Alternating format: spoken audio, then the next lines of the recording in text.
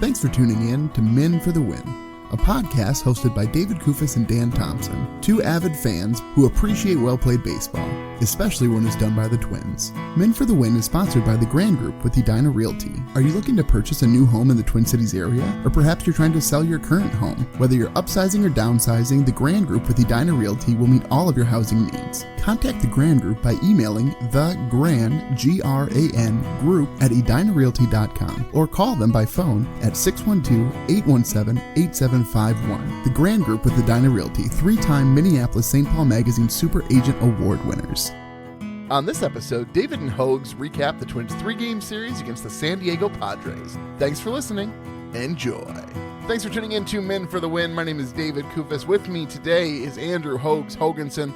Dan Thompson is out gallivanting, as he does. It's this teacher thing, right? Like, he's like, it's the summer. I'm never going to stay in one place. If I were a teacher, I'd be gone too. Like, June, July, and August have got to be just the greatest 3 months if you're a teacher. I have never moved my recording equipment once from this desk. And I swear, every time I call Dan to record, it's a different background, it's a different room, it's a different closet, it's a different attic that he's like stuck in. Still got his recording stuff with him. He was in some weird attic in Iowa the last time we were talking, and it kind of looked like the walls were going to collapse on him the entire time we were there. So I was a little concerned that it was some sort of haunted house situation going on. But it sounds like he's still doing okay, so that's good. Yeah, so here we are, the Twins out on the West Coast. Weird times, but I kind of enjoyed the time, especially today. You know, normally Sundays are pretty busy at our house. We got church, and then I like to watch the F1 race on delay if I can. And so today, Hoges, I got to watch the F1 race, get all primed up, and then watch the Twins game. What a day. Yeah, I don't mind that 3 p.m. start in the afternoons on Sundays. It's kind of nice. And even like the Friday night start being a little bit later, you can do whatever you got to do on Friday night and still get home and finish watching a baseball game before you go to bed. So maybe the Pacific time zone's where it's at. Well, and like, isn't like the 3 p.m. start, maybe there's some of the NFL, like we're just, our bodies are used to it, right? Like they're like, oh yeah, game starting at 3, no problem. That time just seems right. It's like, oh yeah, sports happen at 3 p.m. on a Sunday. Anyway, with that, the Twins only managed to take 1 of 3, but let's go ahead and jump into the series recap. Series recap. Game 1, Hoges, and this is the one I'm sure neither of us really want to talk about.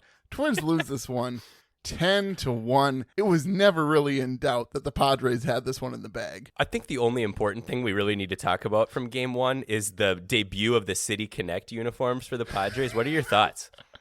Ugly.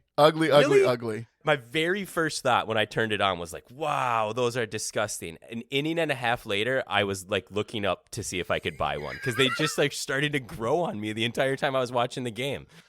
Anyway, so a couple of notes from this game. Twins were 0 for 7 with runners in scoring position, but obviously the highlight for this, and like I guess the low light is probably the better way to phrase it. Joe Ryan's outing, this is bad. He goes 4 2/3 innings pitched, 8 hits, 10 runs, all of them earned. And I have to think, this is odd. He gave up 5 home runs, which is equal to the number of home runs the Padres hit the rest of the month of July. He gave it up in 4 2/3 innings, and he still had 7 strikeouts. Like, that is just an odd line for a pitcher. It was such a weird outing with him, too. And a lot of those homers were no-doubters, too. Like, you know when a pitcher, like, just kind of, you can just see their shoulders slump. His whole body slumped. And, like, the pitch is, like, halfway to home plate. And you can just tell that he's like, well, that one's gone. And they haven't even swung yet. It was rough for him. Hopefully that's more of just a kind of aberration than more of the same. But, yeah, it's weird. Him giving up 5 homers is concerning. You know, every cloud has its silver lining, Hoges. The bullpen was spotless. I mean, look at that performance. 0 earned runs. I mean, that's just amazing. If I told you before that game. Granted, the Padres replaced all of their players with people from the stands, so they stopped trying, I think, after Ryan came out. Nick Gordon, though, with the scoreless inning, I mean, things are looking up. He's the new La Tortuga. Speaking of La Tortuga, he did get DFA'd by the Marlins. Quite disappointing for the Turtle fans out there. I mean, Caleb Hamilton or Astudillo, what would you take? Well, I mean, you got to take the Turtle just because of the nickname. Well, and anyway, late inning bullpen help. Any other thoughts on Game 1? No, please, no. Good. Well, let's go to the lone bright spot of the series is Game 2. The Twins come away with this one 7-4. And really, this one was a very close game until the 8th inning when the Twins put up 5 in the top of the 8th and sort of ran up the score 7-1. But with this bullpen, with the bullpen, Hoges, they're going to try and make it interesting. How good did you feel when Duffy walked out there? Like, were you feeling confident? I mean, just a little insider view for everyone listening to the podcast. David texted after the 3-run homer that the Padres got to within 7-4, and he just goes, if Duffy blows this, I'm quitting the podcast. And folks, I gotta be honest with you, I don't think he was kidding. I don't think there was any sarcasm in there. And I'll be honest too, like, if they would have lost that one, I wouldn't have filled in. Like, there's only so many of these that you can do where you're just like, well, they were up by 6 going into the 9th, and they blew. I mean, what a weird game. It almost left a bitter taste in your mouth after watching it because they played so well. And I mean, I'm sure we'll talk about this later, but Correa getting that homer in the 8th to really give them that lead and a little bit more cushion in that game when you just know that they need it. And that was a game that I really feel like they needed to win, especially after that White Sox debacle the game before the 10-1. I mean, they lost 2 games in a row, 10-1. You gotta get a victory after. Yeah, so Sonny Gray on the mound had a really good outing. 5 innings pitched, only 1 earned run, 5 strikeouts, a solo shot given up, but really he looked quite good. And then it went Pagan, McGill, Jack. He looked good physically too. That first button unbuttoned on his jersey, I really like that when a pitcher does that. It's the best.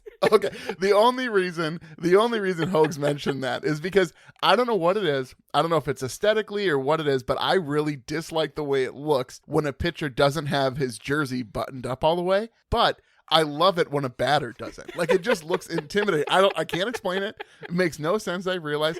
But I always remember, I don't know why these memories are so vivid in my head, but Jason Kubel would always like have his jersey sort of flapping open, and he just looked like a guy who was going to jack a home run, you know? It's that barrel-chested lumberjack Paul Bunyan kind of a thing. Like, oh, me big, me hit home run. It's probably just ingrained in me from Angels in the Outfield when the last at bat of the game, and the guy's like not really wearing his jersey. That's probably what it's really from. Yeah, childhood, man. It sticks with you forever. Anyway, so it went Pagan, McGill, Jax, Duran, and then Duffy came in to try and close it out, and he gave up a 3-run shot, but he did end up getting the victory. Here's the thing that bothers me.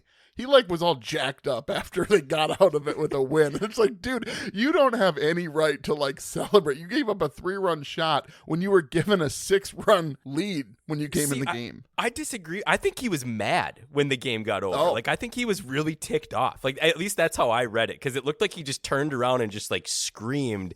And I thought he was really ticked off at the 3-run homer that he gave up, because it looked like when they were going through the handshake line that everyone was kind of a little bit scared of high-fiving Duffy, because it's well, we won, but he's not real happy right now. And so I was wondering about that. I hope you're right, actually, that he was celebrating the win, because you still got to celebrate with your team. I mean, baseball's such a weird sport because it's so individualized, and yet it's still a team, but every single performance is very independent of the other one. Yeah. I think that's why we love it so much, but also why it's such a weird, say the Twins win game 1 after Ryan gives up 10 earned runs. You interview him after the game. There's no way he feels good.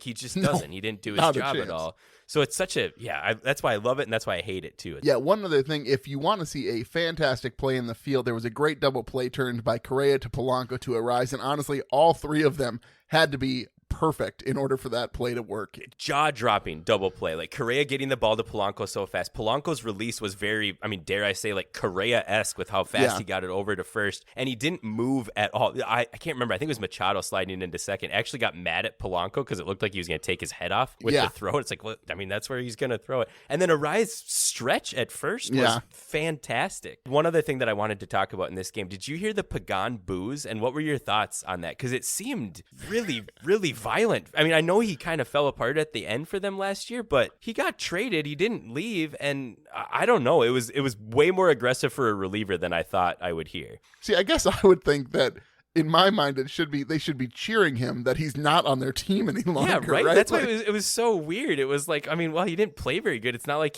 I don't know. The Correa boos I get. Everyone, you can boo Correa all you want. If he weren't a Twin, I probably would be too. But it just struck me if Rogers came back to the Twins, would you boo him? No, I wouldn't boo him. Speaking of, Rogers has given up 11 earned runs in his last 12 appearances or something crazy like that. So and he has been relegated away from the closer role for the Padres officially. I'm a little bummed we didn't see him in this series, but it was quite disappointing. I would have liked to see him on the mound for nothing else so that the Twins could get a couple of hits off him. Right? Didn't you think maybe today, I'm getting ahead of ourselves, but today in the 9th, maybe you'd see him out there and be hey, another blown save, Rogers, possibly? We could do this. We'll take it for nostalgia's sake. Just give us that victory. Help your own team out. Yeah. One last note here. I do have to do this because I make fun of Tommy Watkins whenever he makes bad calls. So there was a ball hit with Miranda on second, and Watkins sent him home, but it was like sharply hit to the right fielder. But Miranda beat it because the throw was just terrible. And so clearly Watkins knew something about the way that the right fielder was playing, or that he had a weak arm. So I got to give props to Tommy Watkins for sending Miranda home. Look at you. Look at the maturity that you just expressed to all of us right there. I'm very proud of you, David. I'm very proud of you. Thank you. Well, let's let that pride fall away as we get to game 3. So Twins lose this one really 3-2. And this was rough because here's the thing. Game 1, clearly the pitching let you down. Joe Ryan just didn't have it. He was left out to dry, and he gave up 10 runs. Game 2, the offense carried the way, and Sonny Gray looked good, so you kind of had good performances on both sides of the ball. But here in Game 3, the offense really let you down here because you're playing the Padres. They're a powerhouse team when it comes to offensive production. If the pitching staff only gives up 3 runs, that means the offense is at fault here. Yeah, you got to win that game. We've talked about this a lot this year. This team has been a little bit of feast or famine on the offensive side of the ball. And after you get a game where you score 7 runs, you want to continue to see that momentum going. You get good starting pitching, and you just can't. It's not even like they left a lot of guys on base or had bad run. You have right here, they went 0 for 4 with runners in scoring position with 5 guys left on base. That's not even missed opportunities. You're just not even setting the table at all. So it was a frustrating game to see when you think they're kind of getting out of their little mini slump. Well, and especially Dylan Bundy, I was looking back at his game logs, and he had a couple of good starts about a month ago, but he has struggled. So to get 5 innings out of him and only 3 earned runs. Now, here's the thing. I'm going to talk about that in a little bit here, that I don't think he should have been in a position to have 3 earned runs against him. But 5 innings against the Padres, even if he did give up 3 earned runs, which again, I'm saying is only partially his fault, that's not a bad line for a starter like Dylan Bundy. I think that's why this game kind of left this series a bitter taste in my mouth, because it felt like one that we should have had where, losing 2 out of 3 on the road against a good NL team, that's okay. You can deal with that, but it felt like we just kind of came out flat today, and that it left a rough taste in my mouth. Yeah, so Pagan was the actual pitcher who let the runs in, the second and third runs. However, they were inherited runners, so they count against Bundy. But then Miguel and Moran pitched clean innings, so the Twins had multiple opportunities to get back in this game, and they just couldn't produce. Yeah, and it's really tough to fault Rocco for having Pagan in there in the 6th, because what else are you going to do? We've talked about this ad nauseum. It's just not that deep. There's other decisions that we can get on him for earlier in the series, but when you only have 2 to 3 guys in the bullpen that you can rely on and you use them, what do you do in the next game? It's a rough spot for him, and it really makes me wonder, what are they going to do? We're sitting 44 hours at recording now from the trade deadline. Something's got to happen soon here. So the other play I did want to mention is that Machado's up to bat. There's runners on first and third. And so if he gets a hit to the outfield, the runner from third should score. So he makes contact. It's pretty sharply hit, but it's hit to Buxton. And Grisham is on third, and they don't send him home. And this point in the game, it's a close game. You have a chance to score a run. Machado was so ticked that they didn't send him. He keeled over on his way back to the dugout when he saw that the runner from third wasn't sent. So that was an interesting play to not take advantage of the sac fly that Machado put into play. Yeah, sometimes you think that those third base coaches, they just hear all these podcasters that are just continually ripping them for bad sends, and then they judge them when they don't send them. You can't win them all, can you? You can't win them all. Ain't that the truth here, Hoges? Well, with that here, let's go ahead and jump into our segments. Catch them all, Kirby Puckett! Puckett's Picks Winner. This is sad, Hoges. This is so sad. I'm glad that you're with me, at least so we can commiserate a little bit together. But so Dan comes away with the victory. He took Buxton, who scored 10 points. Hoges, for the listeners, took Miranda, who had 5 points. My foolproof system of taking Correa if he's available, let me down. Correa only has 3 points. Just not a great series, Hoges, for you or I. I don't think I've won yet. I think all of my listener picks have lost. And guys, I'm on the next 2 podcasts after this, so this is looking real bad for the listeners. I felt good about my Miranda pick, honestly, going into this, and I was torn between Buxton because he said platelet-rich knee, was feeling great. I was like, it's got to catch up to him eventually, and he's not going to play one of these games. But he performed. I mean, he played well in this series. Yeah, so season standings, I'm still in the lead with 13, but now Dan is hot on my heels with 12 wins. The listeners are at 7 wins. In honor of Dan, even though he's not here are the point totals. Dan has 182 Even with points. the win, you're still going to give him this bone. Wow, you're maturing again. Look at you. I am so proud of you, David. Well, I knew you were going to be on the podcast, so I knew I had to step up because you bring us down a little bit in that regard. That's what I'm here for. Yeah. So Dan has 182 points. I have 159, and the listeners at 133. So let's hope the Hoges. next 3 series, they're going to be good, guys. They're going to be good. And you always get first pick. That's what's so funny about this. But anyway. No, we've spent way too much time talking about this already. It's an unimportant segment. Let's keep going into Beast versus Bench. Beast versus Bench. Is losing fun? Is losing fun?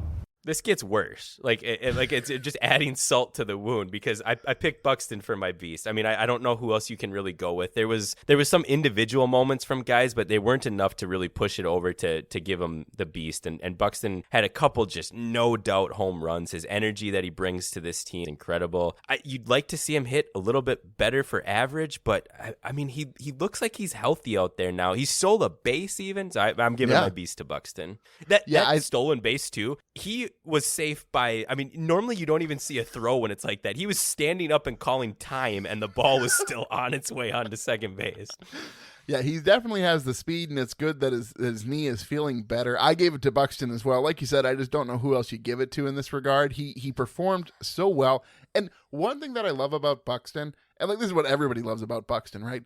But in center field, sure, he didn't have any great highlight reel catches this time around in this series, but there were 3 different plays that Buxton at least made it close that other center fielders in this league just would not have done. Like 3 plays where he almost robbed a homer that no one else would have been able that to one? do. Oh, yeah. Man, the one that's dead center, it looked like he caught it. And then I thought he got hurt. I was actually watching the game with my dad. My dad's like, well, he's out for the year. And I was like, I think he's just frustrated. I really hope he's just frustrated. And then he seemed like he was fine. But, we've been burned. We've been burned. we certainly have. Who do you have on your bench? I gave it to Gary. I mean, in game 1, he had 2 strikeouts. Game 4, he went Sano for 4. I mean, we got to bring that phrase back. I mean, now that, well, I guess he's not on the team anymore, but he was on the team for a brief moment.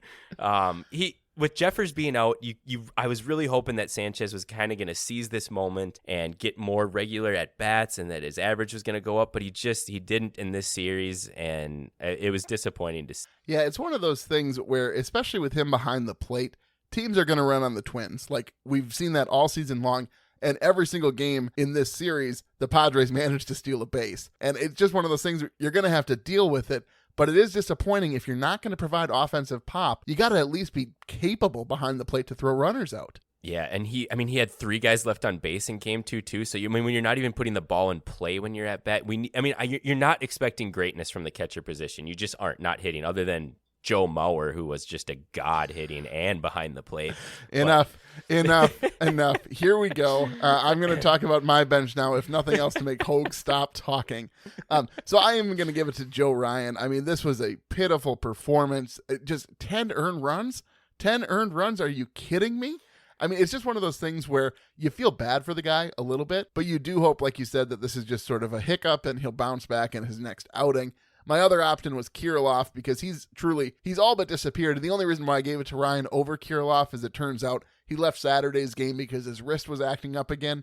And clearly you can tell that guy just doesn't look right when he's at the plate. Yeah, his swings are just off. And that really worries me. Like, I mean, he was so promising when he came back to the Saints and he was just raking the ball, and then he got up to the majors and he wasn't hitting like as many homers, but he was still getting a lot of doubles, and it looked like he was hitting the ball hard. And then it's fallen off, and sure enough, his wrist is hurting him again and he can't swing. So I'm super concerned about his future. But I think So I rip you guys all the time for giving it to pitchers, because you have a 3-game series where there's 27 innings and you're going to give it to a guy who played in 4 of these innings.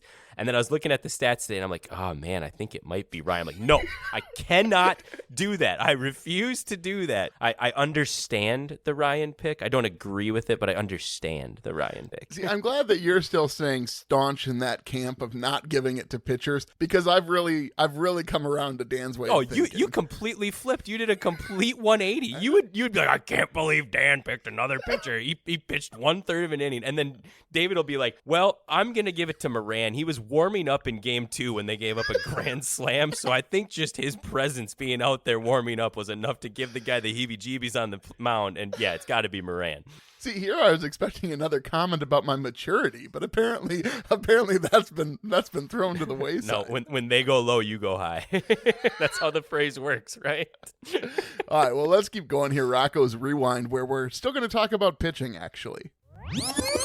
Rocco's Rewind. So here's the thing. After Joe Ryan's just being hung out to dry, right? Like, there's a time and a place for that. And you sort of understand. It's the first game of the series, so Rocco's thinking, well, we're not going to win this game anyway. And yeah, it kind of sucks for Joe to have to sit out there on the mound. We're just going to leave him in there, see how many innings he can give us, right? Well, he does manage a losing game just excellent. I mean, we know that he does that. He is one of the best managers at managing losses that you've ever seen. But anyway, in game 3, it's a very different situation, right? It's a very different situation because the Twins are still very much in this game. And Bundy gives up a hit. And at that point, I texted you guys, and I said, as soon as Bundy gave up that hit in the bottom of the 6th, you need to pull him. You need to pull him. And had he pulled Bundy at that time, even if Pagan pitched in the exact same way, there's a good chance the Twins are tied at the end of that inning and not down a run. I think that you need to realize anytime you're getting Bundy into the 6th inning, my goodness, you got to start thinking there's a push your luck element here that Rocco seems to fail to understand with his starters. And at this point, he needed to pull Bundy at that point. Look at you being all hindsight 2020, where you can just come in here and Tuesday morning quarterback and just be like, no. Did you decision. Did you not hear what I just said? That I texted you. Have the receipts. I have the timestamps, and in this case, I do actually agree with you because Ryan is yelling at me about how hindsight it is, and then you're like, oh, well, yeah, I guess you're right that you did text. What are you talking about? Ryan is a guy, too, who I'm not so worried about his confidence, and Bundy is a guy who's had some really rough starts, so sometimes it's best when you see that slightest bit of crack in the armor to get him out of there. So I do agree with you on this one, and my question kind of goes right along with the same that same aspect. Like, if you're keeping Ryan in there in a game that he clearly doesn't have his best stuff, and he's frustrated out there too. I mean, you're putting a lot on a guy to keep pitching. The next game, they pull Gray, who is looking fantastic in the 5th inning with only throwing 80 pitches and giving up 1 run. I mean, it just seems like I understand keeping the guy in there in a losing effort like that to burn up some innings. But with our bullpen as it is currently constructed, Gray needs to go farther into games because we need to save them for game 3. So we're not saying, well, who else is he going to use in the 6th other than Pagan? And I think that does fall on Rocco. And again, ultimately, this problem is the front office's fault because we only have 2 maybe guys in the bullpen that we can rely on. But Rocco knows that and has known that for a while, so you have to manage your starters differently, and maybe they need to be stretched out a little bit longer. I'm not saying we're throwing 120 pitches, but 1 more inning and then waiting until they give up that hit, putting them in. I mean, it just seems like that leash needs to be a little bit longer if these are the guys that we have. Well, especially because we're almost to August, right? Like, we're not in April anymore. Yeah, and ultimately, you need to start winning some of these games without putting it on your bullpen, and that means your starters have to go farther. I mean, I'll be honest, David, I probably checked my phone 7 times already just as we've been talking to see if a trade went in, because we need a reliever so bad, and I just want to see it there. Well, here's to hoping. Let's keep pushing here. Minnesota moment. Minnesota moment. Why don't you start us off, Hoges? Because I'd argue you kind of took the easy one, I'd say. I mean, it was such a clutch hit. I gave it to Correa for his homer in the top of the 8th in game 2. You're in a tight ball game. It's 2-1 at that point in time, and getting that 2-run shot was just huge. And I mean, to center field too, it just really put that final nail, we thought and hoped, and we were right, into the Padres. And I loved Arias' hug when he crossed home plate too, because it was such like a, man, we needed that. You could just tell they needed it. And the post-game interview, they were interviewing Correa, and they're like, what did you think about that? And he's like, I guess the man's just a hugger. It was a big moment. We needed that. So yeah, that's my Minnesota moment. It's definitely the easy one, but when the players think it's a big moment, who am I to say it wasn't a big moment? No, absolutely. It's a good call.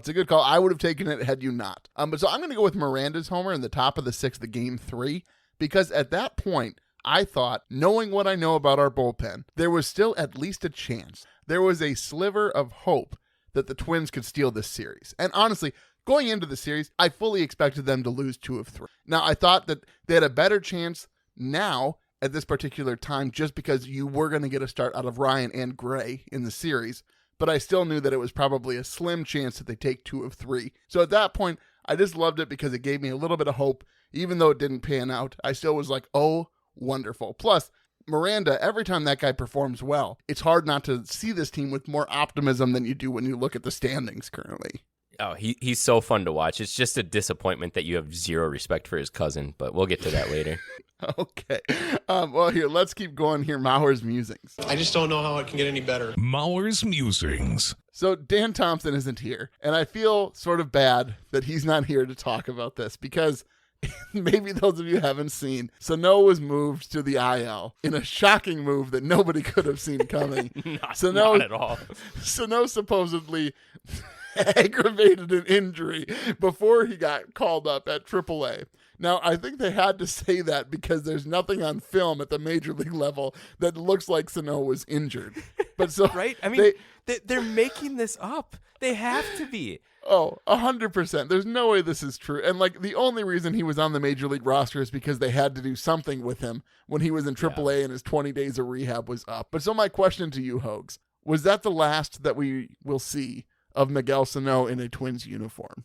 It's so stunning to me how that they've handled this. Like I don't get it. Like I really do think that they're making this injury up. Like you don't, if you think a guy has a knee problem and he slides into home in his last rehab start, then you don't call him back up. And then you wait until he goes 0 for 5 with 7 strikeouts, which is something like that. I realize it's not possible, but if anyone could do it, Sano could.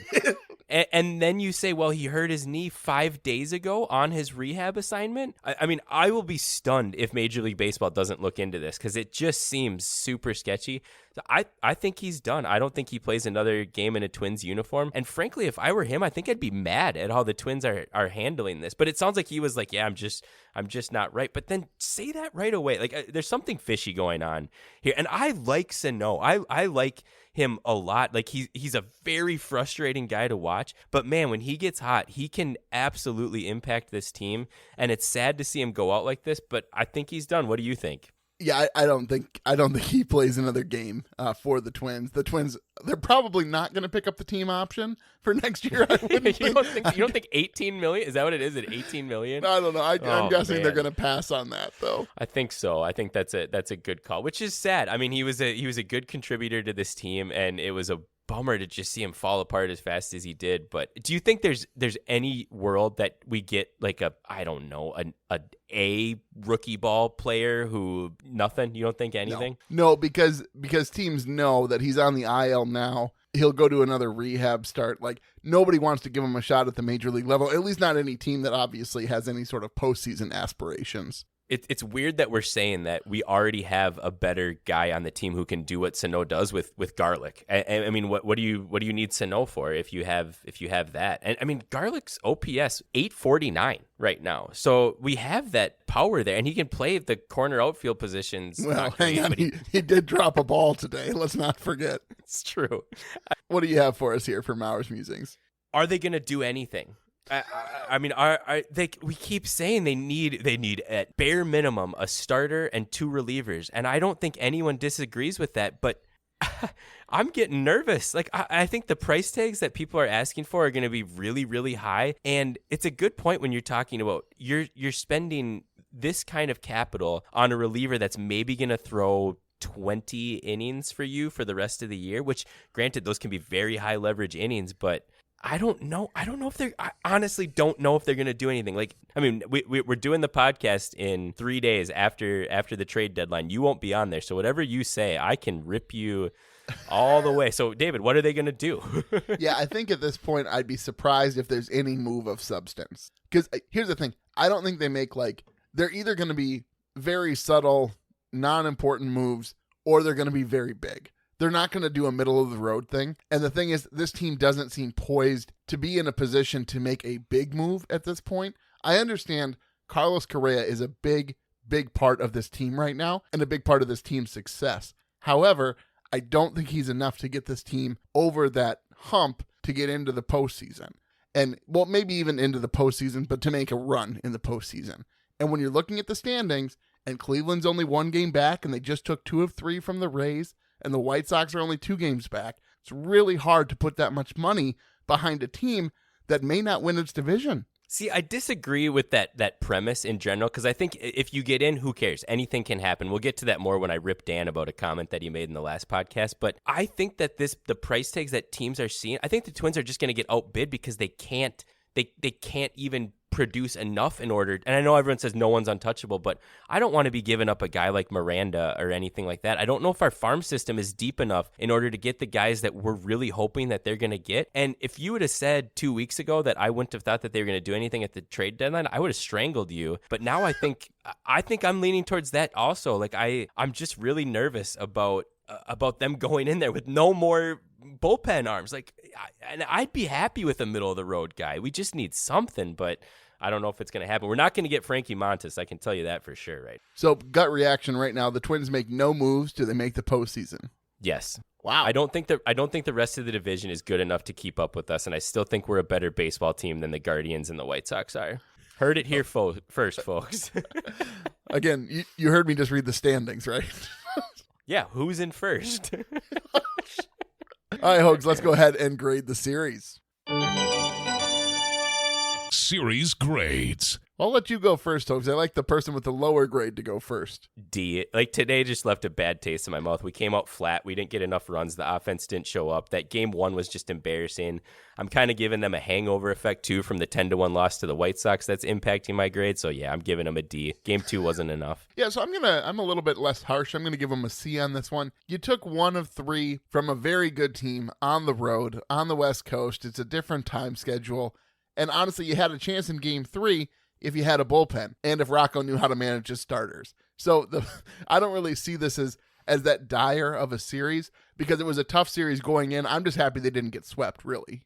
See, here's the weird thing here. I'm the one that's normally I am the very optimistic one and you're the pessimistic one. I'm the one that's saying this team has a chance and you're the one that's telling them to just put the gravestone on them right now. You know what? They had a good showing. They only got beat 10-1 in one game and then they managed to squeak one out. And we're going to give them a C. It could have been a lot worse. They could have lost every single game 15-1. They could have. No, and I would like to see this team make the postseason, obviously. And I do think that they have a chance to do so. But it's just so difficult when you're in a 3-team race in the division. Minnesota fans just refusing to get hurt. Love, David. Love and lose. Sometimes it's okay. It's okay to get hurt. Okay. Well, with that, let's go forward to Herbie's headlines. I don't know, Jack. It looked like Herbeck pulled him off the bag. Herbie's headlines. So we've talked about this quite a bit already, Hogs, about the Twins and whether they're going to make moves at the deadline. And you had said, well, what if they're just priced out at this point? Like maybe the Twins just can't keep up with what guys want. So the first big splash of free agency was Luis Castillo to the Mariners. And granted, you need to keep in mind, it's not just a rental because he's under team control for 2023 as well. However, the Reds in return received 4 prospects who were ranked according to the MLB. They gave up their number 1 prospect, their number 3 prospect, their number 5 prospect, and then a prospect who's not ranked. But still, that sort of transaction, like you said, I don't know that the Twins even have that to offer for guys. This trade is kind of what we've been alluding to when we're talking about what are the Twins going to do, because right when I saw this trade, I'm like, man, the Twins missed out on him. I mean, I didn't really think that they would get him, but then you start reading the details, and it's like, there's no way they could have afforded that. Outside of Miranda, Kirilloff, and Larnach, which all of us would be furious if they did that. I mean, they can't afford this guy. And Castillo's good. I mean, he's one of the best pitchers in baseball this year. He was bad last year. So it's not even like a proven guy. And maybe this is going away, but he pitches in the NL too. And I know there's no DH this year, but I still rank those guys lower than AL guys. And maybe that's wrong and outdated, but and it will be after the next couple of years. But on their body of work, it's just, I don't know. That's such a steep price, and it worries me. And you're right. The most important thing is team control for another year. But man, I mean, and the Yankees are still wheeling and dealing too. So you got to worry about that. The Dodgers have an incredibly deep farm system, and none of them have really made much of a splash. I mean, Benintendi for the Yankees, but yeah, I'm worried. I mean, this is the trade that made me worried. All right, well, let's keep going here. Puckett's picks for the upcoming Tiger series, and then we'll close out the show with a couple of Dan's and David's dumbs from Hoges. And we'll see you tomorrow night. Puckett's picks. All right, for the upcoming Tiger series, Hoges, who are you going to take? I'm going to go with Miranda again. I'm torn on taking Buxton, but I keep thinking that he's going to eventually get a day off, and he's only going to play and he's not going to play in all the games. So I'm going to stick with my guns again. I'm going to quit going back and forth. I'm going with Miranda. He had a homer in Game 3 today. I'm keeping with him. Well, I'm doing the opposite. I am not keeping with my system because here's the thing. 4 series in a row, Correa has let me down. 4 series in a row, I have gone winless, and that does not happen. I'm like the guy in Elf who's all angry about the quarterly profits. 6 points, that does not happen. Right. That's what's happening right now. So I am going to go ahead and take Buxton because, honestly, he's the guy to pick, and I'm shocked you didn't take him. I thought about it. I'm glad.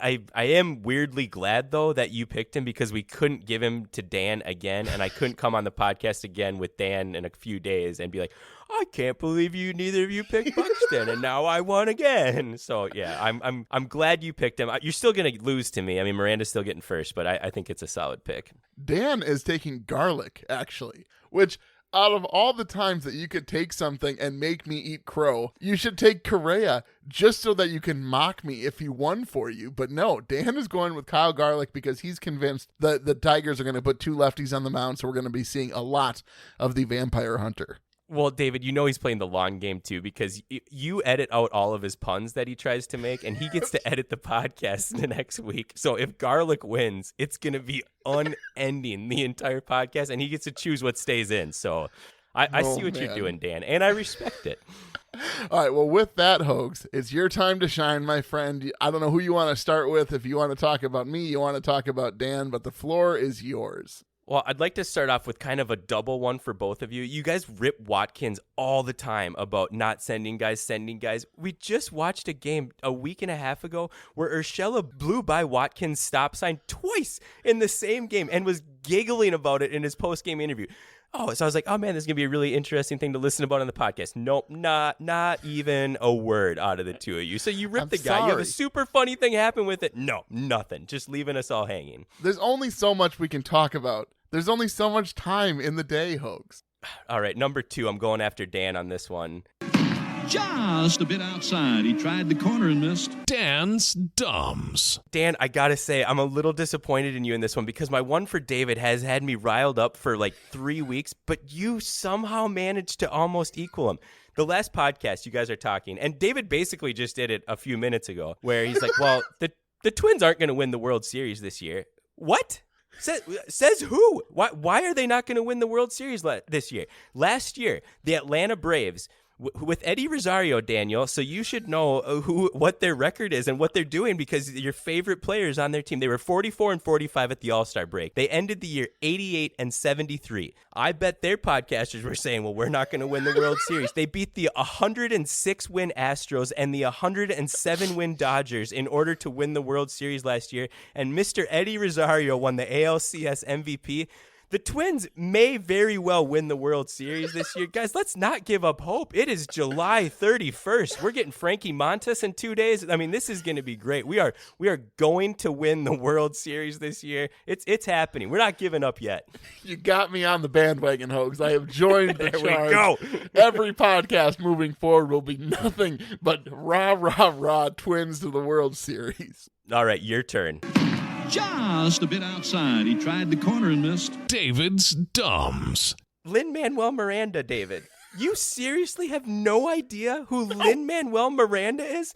Okay, folks, I've known David for a very long time. I think probably fifth, sixth grade, right around there. And I've always viewed David as someone who was very musically talented. He played the guitar. He sang a little bit. So I just had a lot of respect for his musical ability, and I have none. I'm a scientist. The artistic side of my brain just doesn't really work well. I played piano, but that was basically because I was just really good at reading notes and hitting the right one. It didn't have anything to do with talent. And David Good and Lin-Manuel Miranda, and folks, David has a daughter too. I mean, Moana. Have you ever watched Moana? And Kanto? I mean, we don't even have to go with the main one with Hamilton, but my goodness. So my respect for your ability has just plummeted. I'm ashamed of you. Fans want an ejection. There it goes. And that was Gardy's gripe. And why?